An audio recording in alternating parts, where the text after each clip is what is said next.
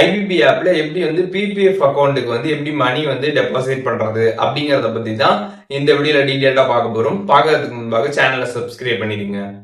வீடியோக்குள்ள போகலாம்.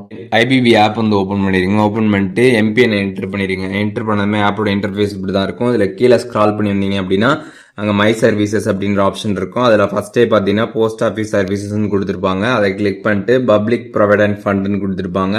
அந்த ஆப்ஷன் கிளிக் பண்ணிட்டு டெபாசிட் கிளிக் பண்ணிடுங்க. கிளிக் பண்ணிட்டு அதில் உங்களோட பிபிஎஃப் அக்கௌண்டோட நம்பரு அதுக்கப்புறம் கஸ்டமர் ஐடியெலாம் என்டர் பண்ணிட்டு கீழே இருக்கக்கூடிய செக் பாக்ஸை டிக் பண்ணிட்டு கண்டினியூ கொடுத்துருங்க. கொடுத்ததுக்கப்புறம் எவ்வளோ அமௌண்ட் டெபாசிட் பண்ண போறீங்களோ அந்த அமௌண்ட்டை என்டர் பண்ணிட்டு கீழே பே ஆப்ஷன் இருக்கும். அதை கிளிக் பண்ணிடுங்க. அதை நீங்கள் கிளிக் பண்ணதுமே கன்ஃபார்ம் வந்து கேட்கும். கன்ஃபார்ம் கொடுத்ததுக்கப்புறம் பார்த்தீங்கன்னா உங்களோட மொபைல் நம்பருக்கு ஓடிபி வரும். அதை பார்த்து என்டர் பண்ணிட்டு சப்மிட் கொடுத்துருங்க. ஒன்ஸ் நீங்கள் கொடுத்ததுக்கப்புறம் பார்த்தீங்கன்னா பேமெண்ட் சக்ஸஸ்ஃபுல்னு வந்துடும். உங்களுக்கு சக்ஸஸ்ஃபுல்லாக பார்த்தீங்கன்னா இப்போ வந்து அமௌண்ட் வந்து டெபாசிட் வந்து ஆகிருக்கும். ஸோ இப்போ எப்படி வந்துட்டு ஐபிபி ஆப்பில் பிபிஎஃப் அக்கௌண்ட்டுக்கு நம்ம வந்து அமௌண்ட் வந்து டெபாசிட் பண்ணுறது அப்படிங்கிறதுக்கான டீட்டெயில்ஸ் தெரிஞ்சிருப்பீங்க.